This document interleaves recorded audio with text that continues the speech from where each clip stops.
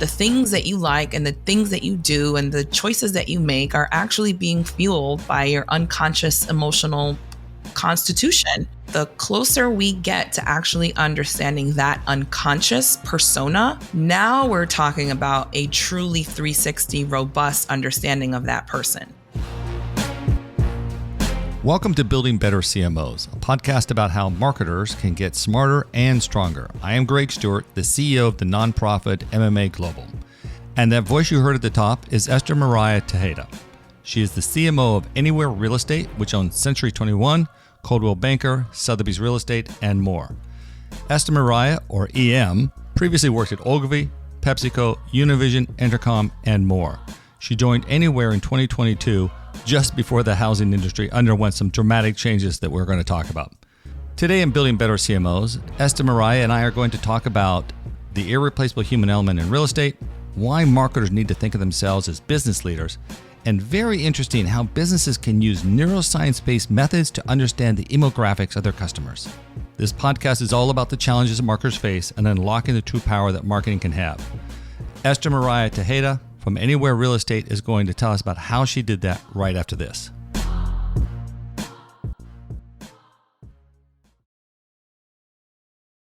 Esther-Mireya Tejeda, welcome to Building Better CMOs. Thank you for having me. I'm excited to be here today. Yeah. So Esther, just so everybody knows here, you're CMO of Anywhere Real Estate.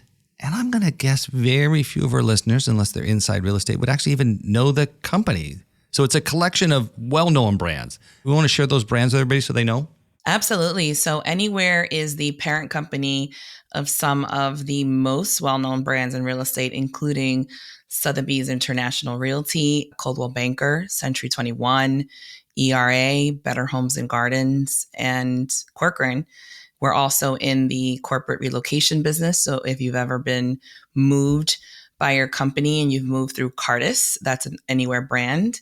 And we're also in title insurance and in mortgage. So it is the leading residential real estate company in the USA. Crazy big, thousands and thousands of employees, right? Oh yeah, huge. And some of the most beloved consumer real estate brands in the country and arguably around the globe. So a very exciting time to be in this role and in this industry. Well, is that what we call this? Exciting, huh, Esther-Mireya? I'm not sure if is that the word I would have? Yeah, I don't know. What is the state of real estate? What's happening right now? Everything's kind of in a state of flux. It's been quite a ride. As everything, residential real estate is cyclical.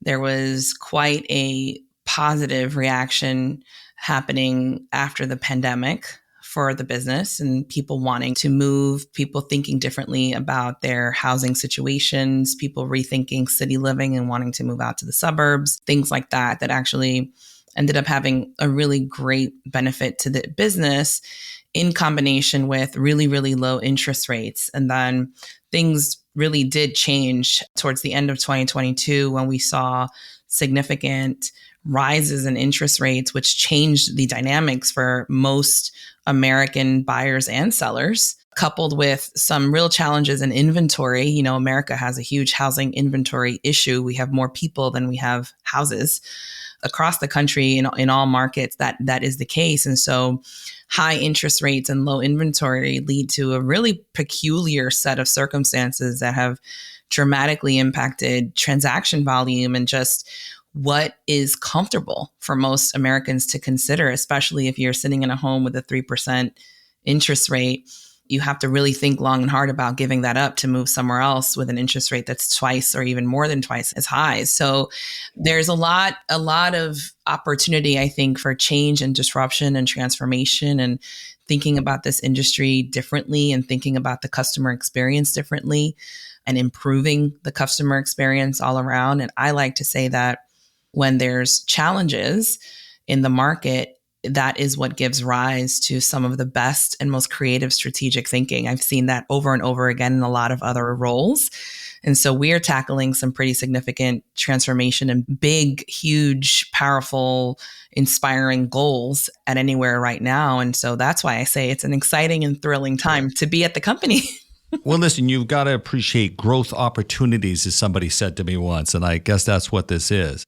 And it is kind of a crazy one right now. I mean, You got private equity in the business, which is really changing the landscape. You see a lot in the news about that. I don't think that has anything to do with you all, obviously. You do have the higher interest rates. I mean, I have 2 mortgages under 3%. You're right. I am never giving them up for as long as I live. I mean, who would do that? That would just be insane. Real estate's a funny business. My wife's in it. It's a contractor business. Most brokers or sales agents or independent contractors, managing that can have its own challenges. I mean, it's a pretty darn complex business. It is. And so we're a franchisee. Mm-hmm. We franchise a lot of our brands. Agents are, to your point, independent contractors. What that means, especially from a marketing perspective, is that the value of our brands and the value of our brand equity and awareness and the trust associated with our brands is our biggest asset, second to our people and our teams. So it makes the function of marketing actually much more important and sort of front and center than it would be perhaps in other industries and organizations, because so much of the value that we're bringing in the B2B sense is the power of the brand and what does it mean for driving business. Right. And that brand is dictated in part by a customer experience. Mm-hmm. And by the way, I know a lot of pretty well-to-do real estate people, and they're relatively independent-minded. There's a sense of they're not going to work for the company kind of thing. I don't know. There's a funny orientation to that a little bit. But that's got to make it really tough then to kind of extend it all the way down to what is arguably a consumer's biggest purchase they're ever going to make in their lives. For most people, absolutely true. It is the biggest purchase that they will make in their life and the biggest investment decision they'll have to make. And I think what we see in the data is that the agents and the brokers that do the best in this business are the ones that understand the importance of a positive customer experience. And we spend a lot of time as the marketing engine for the enterprise thinking about things like customer trust and thinking about things like, again, positivity in the experience and how do we make the transaction process more simple for buyers and sellers alike. In fact, that is the core of the Anywhere transformation strategy. It's something that we're thinking about all the way from the CEO down to every last person that's on the ground, boots on the ground in the company. We're in the business of thinking about how this experience can be improved through smart technology, good data, really great customer experience, et cetera. So lots going on and certainly no shortage of things to tackle and great ideas to be had. Well, in some regards too, Esther-Mireya, that might even be kind of a good place to sort of jump off into sort of the thrust of this show. I haven't been around the business as long other than being a consumer, but with the digitalization, the fact you can see all homes online, you can look up all information. I mean, everything's really starting to change. It's also too, I think, all due respects to at least the people I know, it's not been a very what I consider technologically oriented industry. It really was the classic people business. Right? I mean, it really has been. It really was a one-to-one relationship between that buyer, seller, and their real estate agent.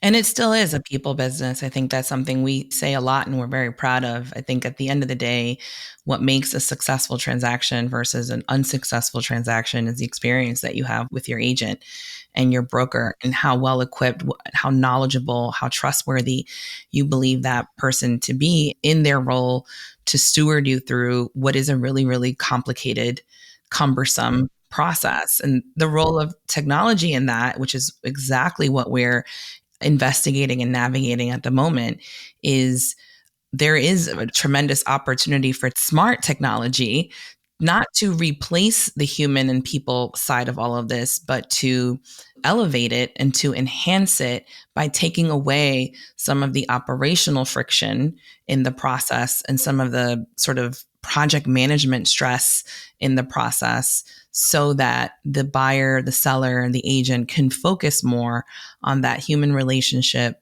and getting the client to the finish line more successfully. I think good real estate agents are at sometimes almost armchair psychologists at some level. Absolutely. And we hear that from our consumers all the time, where they describe their relationship to their agent as a trusted advisor, as a counselor of sorts. That's a relationship that we have to take very seriously and remains at the center of the business. We are living in the most distrusting period of time, certainly in all of our lifetime, Consumers, if you look at all of the data, all of the research that is out there right now, consumers are more distrusting today than they've ever been. They don't trust each other. They don't trust the government. They don't trust businesses. They don't trust brands. We don't trust news. We don't trust news. We don't trust science.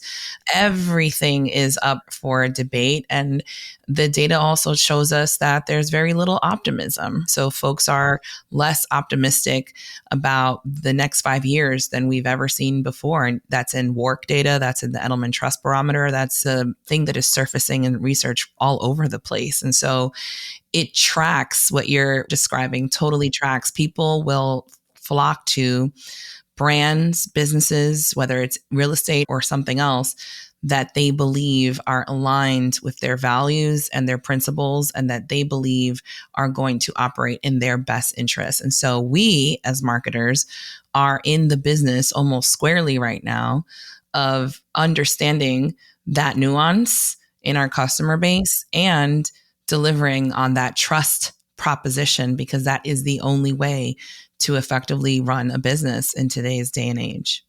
Okay, well, this is a great jumping off point. So let's get into building better CMOs. Okay, so the question I always ask, what do you think marketers don't fully understand or appreciate that would create for a better marketing dynamic? What is that? What do you see as you look out? And listen, you've been in marketing, I don't know, a number of years, a couple of decades at least. Big New York agencies I noticed. Pepsi was in there, I saw on the list. So you've been, dare I say, classically trained. But what do you think? And you've seen a lot of different markets from different places. In fact, you've been on the media side too. Univision, did I see Univision at one point? I was at Univision. I was at Entercom, which is now Odyssey. Yep, Odyssey. Exactly. Yeah. So, yeah, I've been around the block. No spring chicken over here.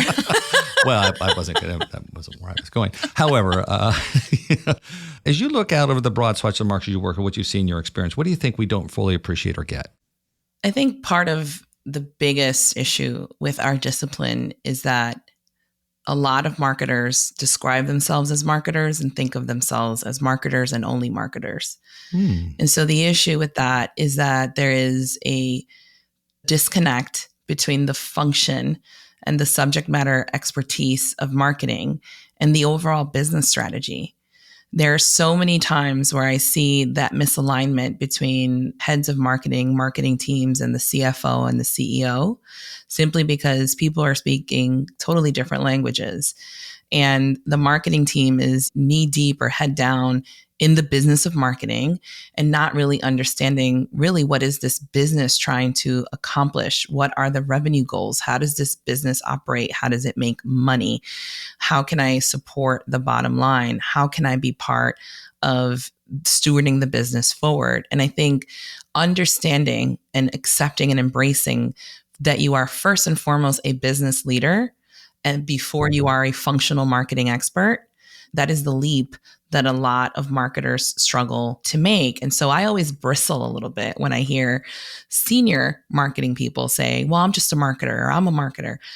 I kind of want to reach out and say, no, you're actually a business leader that is a marketing expert, not the other way around. And I think if we embrace that relationship to our organizations and to the rest of the C-suite, and frankly, to the bottom line, we will have much more agency as a discipline and a much more important role and the rightful role and seat at the table to start being part of larger decision-making, business strategy, not just execution and outreach and engagement and all of the things that marketing is historically known for, because this is a function that can and should be doing much more expansive work in today's landscape. Okay, I'm going to parse this in two different ways with you then. I think would be interesting here. What does it mean to be a business leader? What do you mean to be connected to the rest of the C-suite and the objectives of the organization, how you kind of started there? And then I think I'm going to ask you too, what do you think is required to be a really good marketer? Let's take it back down a level, but I'm going to go back to that higher level for a moment. What is that? I think marketing really needs to understand what a business is thinking to do and wants to be and what they want to accomplish in the 5 and 10 year outlook. So the language of CFOs is very different from the language of CMOs, right? We have to learn to speak that financial language. We have to understand the books, how the revenue is generated. We have to understand quarterly earnings and the impact of those reports on the success, health, or otherwise of a business. And I think the more that we integrate into those conversations around future strategy of a business, transformation strategy of a business, growth strategies of a business, diversification strategies of a business, et cetera, we can become an integral part of the strategy team, as opposed to, I think, where a lot of marketing sits, which is an execution arm that is designed to help execute or implement strategies that are being set somewhere else.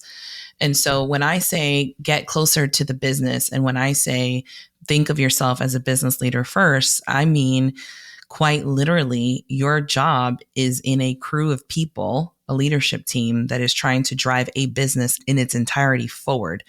What are you adding to that mission? And then what is the way that marketing as a functional area can support that mission and help hit those numbers and drive to that bottom line? And that is a jump that is very difficult for a lot of marketers to make. And we need to start having that conversation more widely in our discipline. I want to get some examples of that kind of thing, but I want to kind of call out too, is this is not the voice of an MBA. There is not a business degree. I looked at your undergrad. Your undergrad's not a business degree. You're not an economist. What got you to be so attuned to the business dynamics, and how do you talk to the CFO? So I will say I have a little bit of a running start. I come from a very entrepreneurial family. Okay. And so I have always had a total business kind of outlook on any organization that I've ever been a part of. Okay. You learned it at the dinner table, maybe. Exactly, right. Having that comprehensive view of what this organization is doing helps me to then ladder up my marketing strategies to support that. I did spend a lot of time working on financial comms. So I got very, very versed in the business of the CFO and their quarterly earnings and understanding all of that. Okay. It really started to become crystal clear how at the end of the day, everything that everyone is doing in the business comes down to the financial reporting out to the shareholders and to the stakeholders and to Wall Street. And so the closer that you are to driving that success, the more successful you will be in driving your function. And so that's advice I give to everybody. You sat on the investor calls or whatever. You were helping to work on communications for the company around that in your background.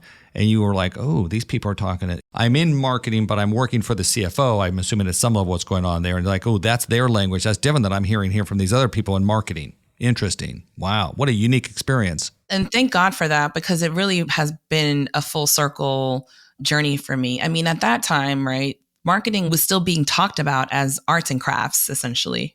The creative team, design, advertising, collateral materials, et cetera, but not really clear to the CFO or the CEO, how is this actually driving my numbers, which is the thing I need to report on every quarter to my stockholders or to my partners.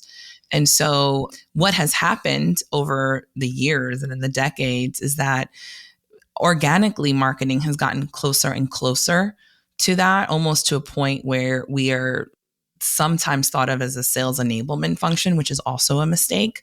And so I think the trick is finding that smart middle ground where you are maintaining the integrity of creative and you are maintaining the voice of the customer and you are that conduit and that liaison to what is happening in culture and society and helping your organization be responsive to it, but doing it in a way that is commercially viable and that is commercially minded, because that's ultimately what everyone is there to do. Can you give an example? You don't even have to name the company. Can you talk about sort of an awareness moment you had or how you figured out how to talk to CFO, or how would you advise to talk to CFO? What's your advice to other marketers to understand what the CFO is having to deal with and the business that they're in and how to translate that? It's all about being able to measure and being able to quantify your impact. Oh, man. So you mean the thing that we in marketing suck the most at? Yeah. And we can't afford to suck at it. That's the I thing, know. because It's ridiculous. More and more, this is what is being asked of marketing leaders. Like, show me the return on this investment. I mean, we're actually hearing organizations talk about marketing as an investment. We're hearing folks ask for ROI. A little bit. Especially like in organizations that are much more digitally forward or have digitally forward thinkers, they're talking about marketing in terms of ROI. And so you have to get to a place where you're really understanding what are the metrics that the company is measuring against, what are the numbers that they are driving to. And then when you are executing or building marketing strategies, you have to also do the work of understanding, if I am successful at this, this is the economic KPI that this can return for the company. One of the things that I always bristle at is when we see marketing work that is totally couched in engagement numbers and engagement metrics. So engagement numbers and engagement metrics do not actually tell me how much money we made. Are we having the likes conversation? The most despised metric? Right. We're having the likes. Or click through. Oh my God. Click rates. You wouldn't know this. I wrote the industry's digital click guidelines globally and got adoption of that in 2004. I've gone back to the organization now, manages that. I says, we should cancel the technical guideline of a click. It is misleading and bad for the business. They've not chosen to do that yet, but I think we should get rid of it. Stop it. Stop measuring it. It's only half of the story. It's like, okay, so what happened with that click? How did it actually drive all the way through to $1? It's worse than I've done the research. There is no relationship between clicks and business performance whatsoever. None. In fact, my very favorite study of all time is there's one out there where people took and they created white blank ads and standard IB sizes. That's who I did that work for. Standard IB sizes, white blank ads, put up there. You know what's funny? The click-through of white blank ads was the same as ads with ads in them. That's insane. We're idiots. It is. We need to get away from that. We need to start talking dollars and cents. We need to start talking total addressable market. We need to start talking about incremental volume, incremental transaction volume. Like, what can we actually deliver? It's all about incrementality. You're 100% correct. 100%. Okay. How do you look at your success as a marketer? What do you think maybe you're doing differently than another marketer might be doing? I think would be interesting to understand. Like, how do you translate your role in this collaboration that ultimately then gets to the business goals? Talk to me about marketing. So first and foremost, I'm hyper-focused on what is our economic contribution to the business. And so I frame everything in that context, and I look to create strategies that deliver on economic goals. 1. 2, the other kind of thing that I am championing very heavily right now is much deeper and much more robust segmentation of the customers. I like to call that total audience strategy. And it is thinking holistically about a business. Our business, for example, in real estate is very complex, as you mentioned earlier. We have agents as customers, we have brokers as customers, franchisees as customers, and then buyers and sellers, and they're all customers in a different way. It very much classically a B2B2C organization. Now, if I marry that with the insights that we were talking about earlier around consumer trust and the state of affairs in the world right now, and all of the research that we are seeing in the marketing industry around consumer behavior and expectations, the dissolution of trust as a core tenet of society, the decrease in optimism for future generations. And we just look at that data generation over generation, and we look at it through ethnic lenses, and we look at it through household income, and we look at it geographically. It's a pretty clear picture of fragmentation. Mm-hmm. And so what we are dealing with in today's market and today's reality is, I would say, the most fragmented, diverse, nuanced, and complex customer base that certainly I have ever seen in over 20 years in marketing. Wow. And so what that necessitates as a marketer and a business leader is a much more complex way to understand that customer base, because that one size fits all approach of yesteryear today means one size fits none. Okay. Can I step in on that? Sure. Let's go back to your background, because I know where you came from. And Pepsi, phenomenal brand-oriented company. And this is not about Pepsi. Let's just take that out of the mix. Are you kind of rejecting that as the underlying thesis of where marketing goes? That it's not just about creating that unique brand differentiation and bringing it to the marketplace? Because there's a lot of people who still believe in that. It is not. It is that and a lot more now. And I think customer and consumer expectations are higher than they've ever been. And I think that also there is a desire, and not just a desire, a demand for personalized experiences that reflect the values and the belief and the wants and desires and to meet the specific needs of that customer. And so we have to get into what I'm calling precision marketing. And in order to have that level of precision and targeting and granularity in your strategy and in your execution, we have to have better, more robust data and insights. Because in even one brand, you can have so much fragmentation in your customer base that by just kind of understanding one segment, you're leaving a bunch of money on the table, and you're also potentially eliminating an entire customer base from your brand and from your business. And so the hyper targeting to create the hyper trust, that's the relationship that we need to be building right now. And so what I am working on to get there is something I'm calling Emographics. We have a name for it. Here, let's make sure everybody heard it. Emographics. Should we spell it? It's just EMO graphics? It's a shorthand for emotional graphics. And it's what I argue is the missing link to getting that robust 360 customer profile. And so when I first started in this business a while ago, over 2 decades ago, it was all about demographics. That's how we segmented our customer. That's how we targeted and personalized. Dumbest thing in the world. Absolutely. Unbelievable. I mean, men 25-54, women 18-49. Have you got to be shitting me? What is their comment about it? You could pick any random person at the same age group and stand them next to you, and I guarantee you none of your needs, your desires, your state of life are the same. It doesn't matter. I agree with that 1,000%. It's insane. Oh my God, crazy. And we would add ethnic layers to that. It doesn't work. So we moved on from demographics, and then we added psychographics. Yeah. Which we thought was the cutting edge of understanding. Feels a little unproven, validated. We'll see if I hear from the psychographic company of that. But that always left me a little funky. You could develop an interesting insight, and maybe it showed up in messaging, but you sure as hell couldn't really target against it. So who cared? So we always, as an industry, say we are all about understanding why. I hear that all the time from just about every leader that's in this business. Mm-hmm. Why does your customer do this? Why? But psychographics don't tell me why. They tell me what. They tell me what they do. They tell me what they like. They tell me what they, prefer, what their choices are. They don't tell me why.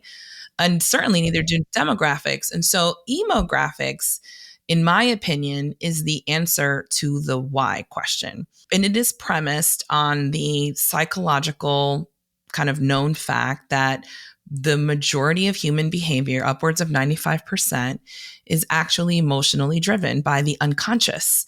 So you may not even be aware of it, but the things that you like and the things that you do and the choices that you make are actually being fueled by your unconscious emotional constitution. And so I think that the closer we get to actually understanding that unconscious persona, and we marry that data set with the demographics and the psychographics, now we're talking about a truly 360 robust understanding of that person. Now we can understand what makes that person tick. Now we can start building personalized, targeted, precise campaigns and strategies that truly, truly segment customers. Oh my God, I want to be clear to your earlier point. This is about segmentation. This is not fluffy persona kind of characters. This is about understanding at a very core level the emotions that drive our customer base, segmenting those people appropriately, mapping that to the data sets that we're getting through our variety of marketing channels, marrying that data with demo data and psycho data, and then creating customer profiles for lookalikes, for targeting, and all the things that we do digitally. And it's emographics. It's all neuroscience-based. I love it. Let's take a quick break. We'll be back right after this with Esther-Mireya Tejeda. This is Building Better CMOs. Let's get back to my conversation with Esther-Mireya Tejeda, the CMO of Anywhere Real Estate. So listen, I trained as an economist. The basics of economics was based on sort of what a rational man would do. And I think it was like the last class I took in university when they said, oh, by the way, there's no such thing as rational man. I'm like, WTF, what do you mean? It really upset my whole world. And then the more I get around in the world, I'm going, okay, I get it now. Like there is no such thing. Just think about that from an anecdotal perspective. How many times do you see people making totally irrational decisions? Are we talking about my friends now? Is that what we're talking Well, about? I'm sorry, talk can we about just my shift? friends. We can talk about me. How many times have I made decisions that are just not reasonable, but they make me feel good at the time. And so I'm going to go ahead and do it. We see that with aspirational customers all of the time. We see aspirational customers, especially in luxury. Especially in real estate. Oh my God, it's got to be the most irrational thing.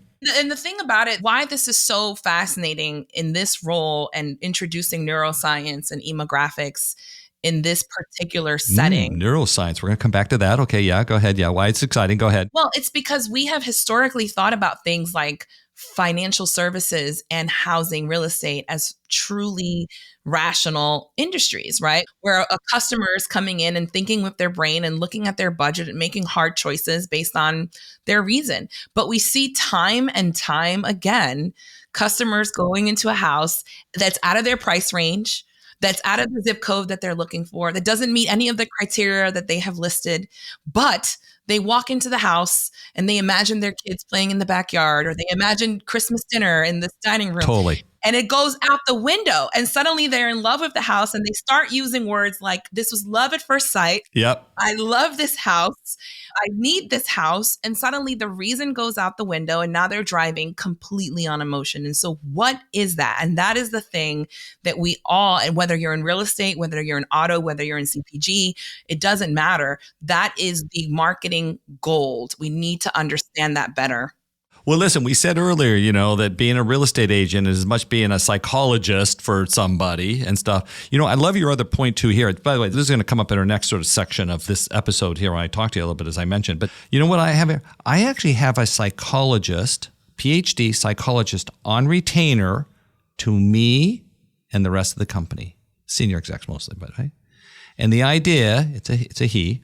The idea is I use him to just check my thinking, that I'm being as thoughtful. I'm trying for rational, although I know we've dismissed that. But it's to check my thinking. On what basis am I making this decision? Am I making that on the right basis for the decision I'm making? Am I going to have the outcome? Because you're right, my mind tricks me and says, this is what I need. It's not really what I need. Or I misread the situation in some way because, I don't know, my dad was me, my mother was what, whatever. It doesn't matter. I don't care where it all comes from. Who cares? Let's not get into that. But it's like, that's the idea. I need to process, or I'm pissed off, I'm annoyed, or whatever emotional state I'm going on. In business, I do need to make better decisions than not. I mean, obviously. So yes, that's why I have him around, for that very same reason. I love that. I should take him for a house hunting, but I already said I'm not changing houses again. So bring the neuroscience side into the thing, because MMA's done a lot of work around neuroscience. I'd like to even do more. So tell me how that plays in when you're doing some of your, I guess, advanced work in the marketing insights analysis that you're doing. Well, I think this is the frontier of customer insights. I think everyone should start thinking about emographics. A lot of people agree with you on that. Yeah. And I think everyone should start thinking about emographics and using neuroscience to understand customers and to do segmentation work. Can you give an example of the why? Where did you go? I thought it was this, but it turned out to be that. Do you have an example of where you captured that? And then how you got there too would be interesting. Like I said, we're doubling down on neuroscience. So this is all neuroscientific research. This is not focus groups and surveys, which in my opinion is post-rationalized opinions from customers. Post-rational consumer decisioning. Okay, I got it. I didn't know that. That's correct. This is going before that moment of rationalization where you have thought something and then you convinced yourself that it was a rational thought. And so we use quite a few methodologies, and I do work with neuroscience teams to help me conduct and scope this research. This is all, I think, very progressive and certainly cutting edge. And I'm excited to be on the frontier of this. I think it's the right direction for the industry, and definitely the right direction for real estate, being that it's such a emotionally driven business. So to give you an example of some of the types of insights that I have been able to pull, there are actually a variety of unconscious emotional personas when it comes to housing. Okay. Right? Okay. There are, for example, folks that are in the anxious category. And so housing for them is about finding stability and creating roots and feeling secure in something. And so their approach to home and housing and real estate has an anxious undertone to it. And that anxiety you will see coming out in how they approach the process, how deliberate they want to be about their project management. They're probably planners. They're probably over-organized. They probably have lists and checklists and things of that nature. And that all comes from having an anxious persona, an anxious unconscious profile. Now, this is not a customer that's ever going to say, I feel anxious about housing. I feel like I need stability and roots. And they may not even be aware of it, frankly, but it's something we've uncovered through neuro. There's a different type of persona, and there's a variety of this, but I'll give you two that are really different to give you an idea of what I'm talking about, who is all about achievement. And this is a person that wants to feel validated. And this is a person that wants to feel successful, and they want to feel like they have won. And so for that person, housing is a notch on the belt, an accomplishment. It is something to be proud of. It is a mission that is part of a life plan. So they approach the whole housing process, the search for the agent, the search for the home, as almost a self-competition. Like, how can I outdo myself? I can do better. Can I do better? What's the biggest, best bang for my buck that I can possibly get? And it takes on a really competitive edge. And it's less about the home, and it's less about the security or the family or the warmth or the whatever. It is more about the pride. And so again, that's not a person that's going to come out and articulate that, but it is an unconscious emotional driver that is going to affect the way they think and approach and process the whole transaction and the business of buying a house. And so here are two different people with two different unconscious emographic personas that would require a completely different customer experience in order to feel satisfied and to feel good about their experience. A whole different objective. By the way, you just described why I own a house in New York City, because I'd walk the streets of New York City going, how do people buy whole houses here? That's so rare. How do you get one of those? And I think for me, it was just, I want to own a house in New York City someday. It was on my vision board, apparently. Right. That's very funny. Right. It would be totally that. Roots, whatever. Secure, I don't care, whatever. Yeah, that's very funny. I love it. So listen, that's actually really interesting. But I think part of the more complex dynamic is, how do you then bring that to life?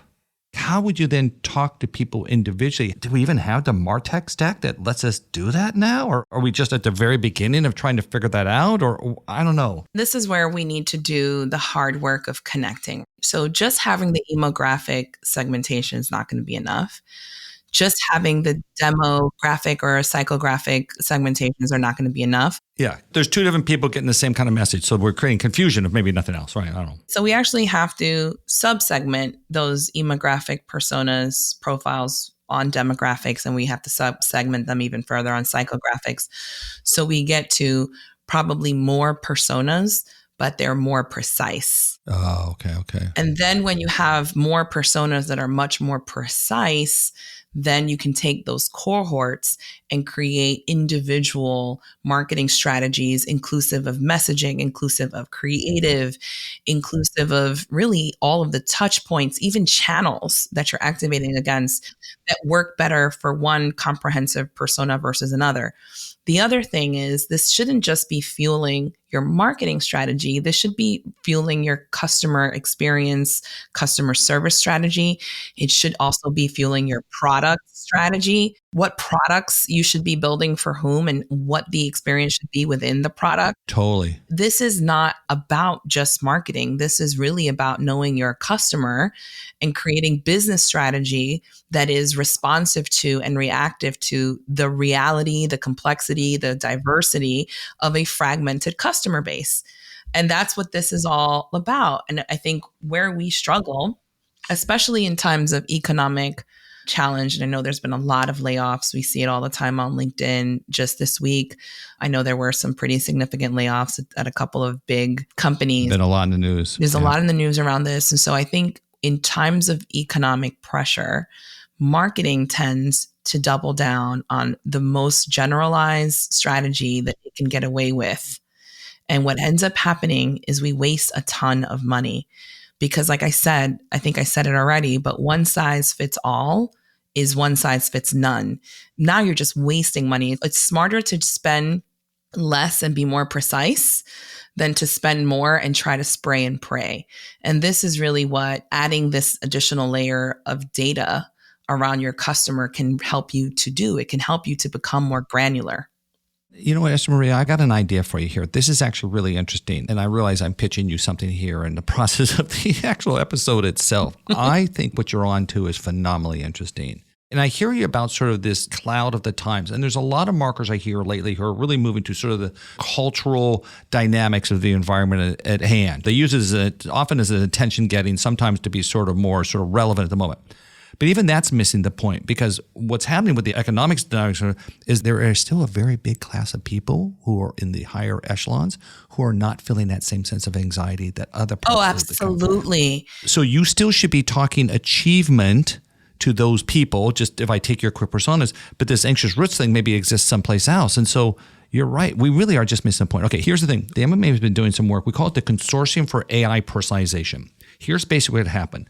A guy named Rex Briggs was running the stats in the country on COVID vaccine adoption and the death counts. He was the guy, and he did with Brown University, where you went. Brown University, maybe Harvard, but CDC was involved. The ad council was involved. And he was the guy doing it, a guy named Rex Briggs. What he found is that in order to get vaccine adoption, you had to personalize the message. That having a broad, hey, you got to get vaccinated, didn't work anymore. It was over. Those people have been taken off the mix who couldn't get any more. And as a result of his research and the work that he was doing, the work that he did to personalize, he figured out that he did save 3,500 lives. Like, this is serious shit. And we're now doing a series of studies right now. What we're doing is we're not using any first-party data. We're doing it off a contextual signal. And that came from the work he did in vaccine. You know, it's health stuff. You can't know people for health. It's very challenging. So his theory was, well, what I used to do contextual, and that's how he saved the lives. And now we have found that using contextual information and AI, and I can tell you he's using it's techniques I wouldn't have any idea what they are, but it's called one-hot encoding and K-modes clustering. And it's a way of targeting something that us marketing people never even heard of. And what he's doing there is personalize the message. We have seen performance of ads go up 3x, 195%. I believe that. Well, one of the studies, back to your personalization thing, one of the things he found is that generally, on average, the female voice, he was doing an audio too. He found female voice was better than male voice. However, this is really funny. The male voice worked better in mostly southern states, Michigan and Utah. Patriarchal societies is what our guess is. We don't know for a fact, but we couldn't have written a thing and said, hey, go after men-dominated, oriented populations, and that's what, we didn't think of it. The male voice also worked better after 10 p.m. I suspect there was a sense of security and safety that it provided at some level. I'm guessing, I don't know exactly. But we found all these cohorts. You know what would be really interesting is to take your work and let the AI go find a cohort. Don't try to guess, because I don't think we could ever guess. Well, that's exactly the future of this, because this has to be unlocked through AI. AI is what's going to take all of this to the next level. Yeah. And I still haven't figured out how that connection is going to work, but it's something I'm very much thinking We know how about. to do it. Let's you and I talk after this, because I think it'd be interesting to take your thesis and your learnings and take it into this environment and see what it means. Because you're right. It's the same problem we had. I did psychographics a lot of years ago. We used a new business presentations, never talked to the client afterwards about it because we couldn't execute it. It just was pointless. It just didn't make any sense. It was interesting for new business, but it didn't help us when I was in the agency business. Very interesting. So the second part of this is that I think there's a lack of understanding, appreciation, whatever you might want to call it, or just maybe just exposure, we'll say, to what it means to both get to the C-suite and to stay there. And in some regards, maybe how the game's played differently. And I just think it would be good for other CMOs and those who have aspiration to be at a senior executive level to understand. By the way, you mentioned to me earlier, your family has psychology degrees in the family. So this sort of runs. So I think this is going to tie something. What was been in your experience? Like, what advice would you give people trying to get to that next level or to be prepared for, or why it's different? I love that question, because I think one of the biggest disservices that we do to upcoming talent is to allow them to believe that just being excellent marketers is what's going to get them to the C-suite. I'm here to say that's not the game. You're not playing the game. So I used to think that the more senior I got and the higher up the ranks I got, and I thought this early in my career, the more kind of independent that I could be. I would be able to make unilateral decisions. I would just make my own choices. I wouldn't have to worry about what other people are thinking because I would be the quote unquote boss, right, of things. And I laugh at that now when I think back to my 22-year-old self in my cubicle, like right out of college, thinking, I just can't wait to be in the C-suite so no one can tell me what to love do. The independence of that. However, what'd you find out?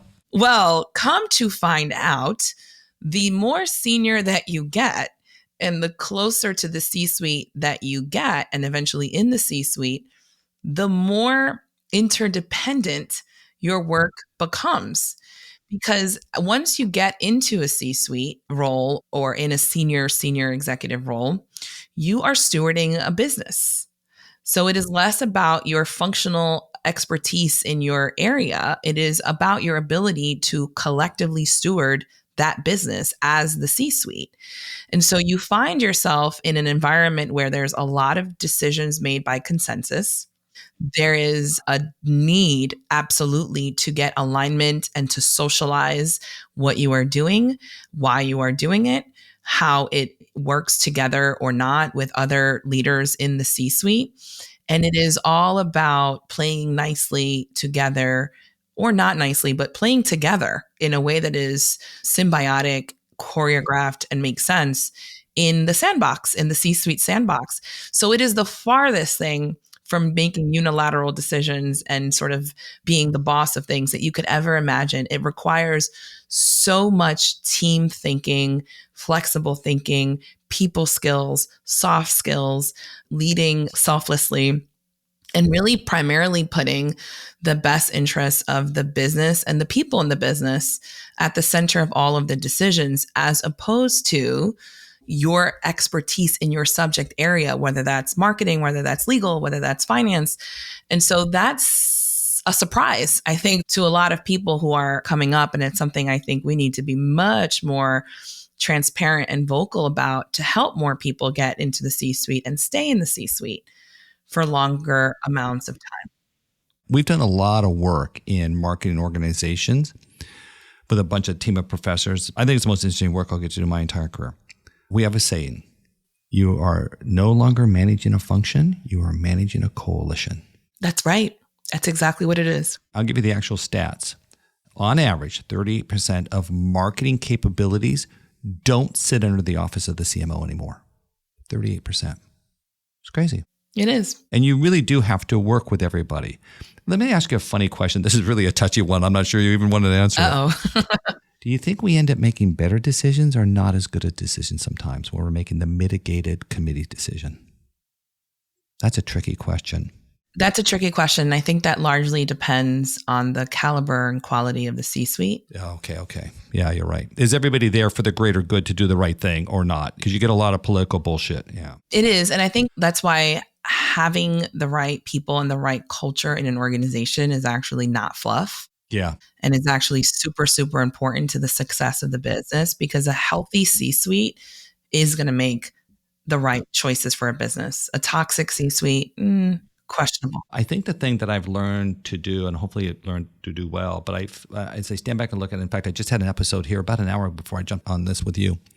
I find sometimes that when things don't feel aligned, they're probably not. And I need to roll back. And I need to roll back again. And if I can't get alignment there, I got to roll back again. And I think I've, over the years now, with my advanced experience, sort of figured out, how do I get to hear that we're misaligned? First off, I got to recognize it. Not to go, what the hell you think? It's not that. It's like roll back to a place and then find a place that we go, okay, do we agree here? Oh, okay, we agree here. Okay, we are aligned here in the objective. Go, okay, let's go up a level. What about here?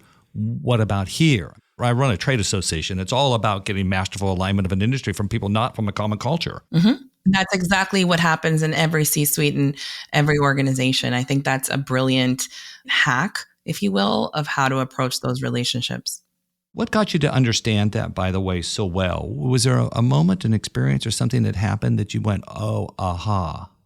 I've been in a CMO role a couple times now, and it is something that I have learned and continue to learn over and over again in every organization. And also every organization is a little bit different.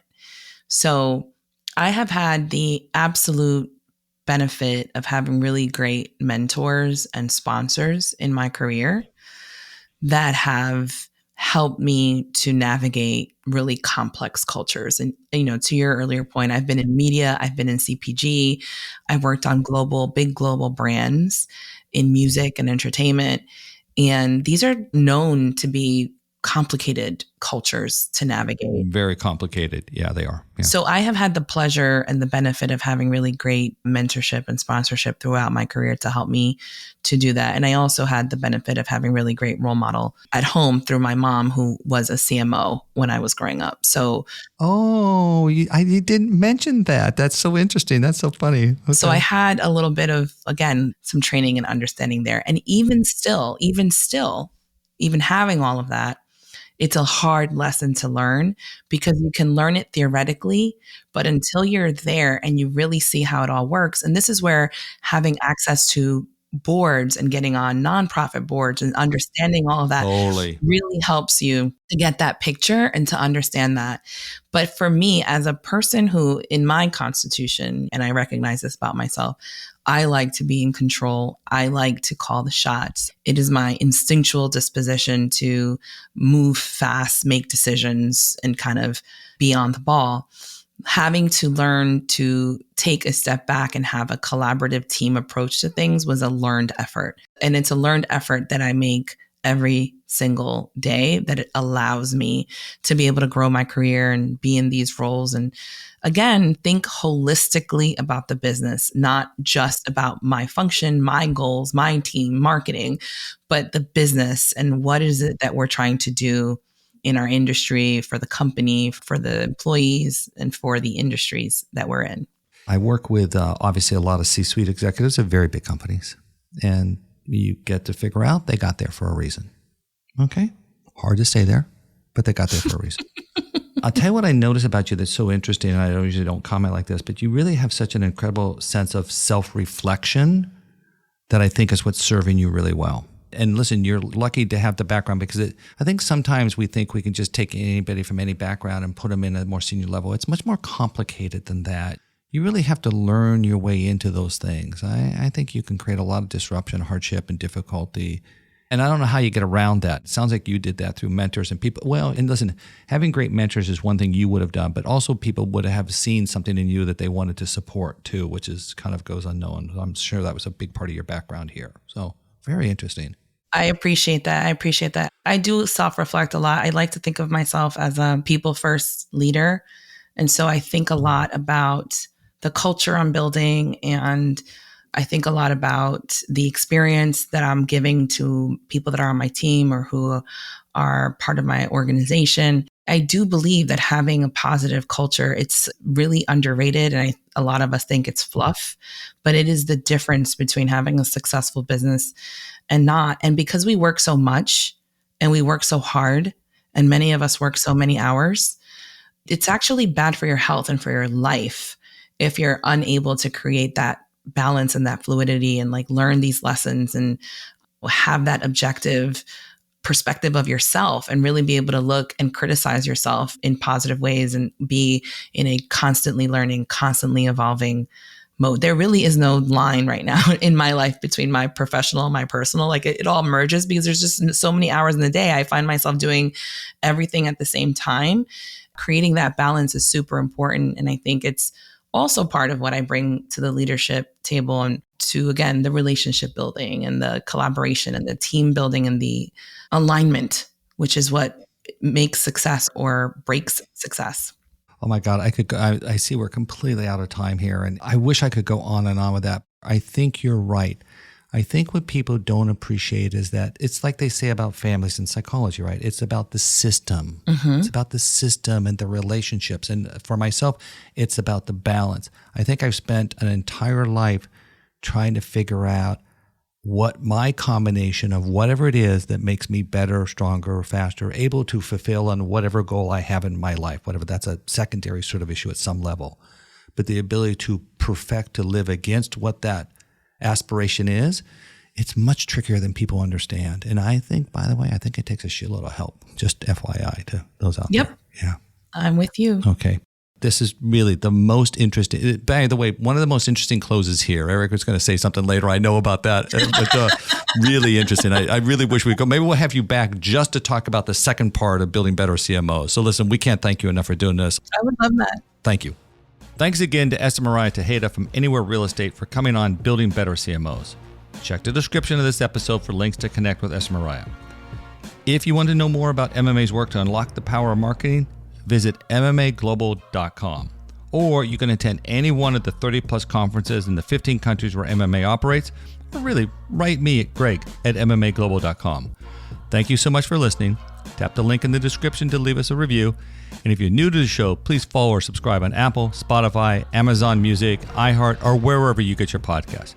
You can find links to all those places and more at bettercmos.com. Our producer and podcast consultant is Eric Johnson from lightningpod.fm. Our project manager is Lily Mahoney. Artwork is by Jason Chase. And a very special thanks to Lacera Smith. This is Greg Stewart. I'll see you all in 2 weeks.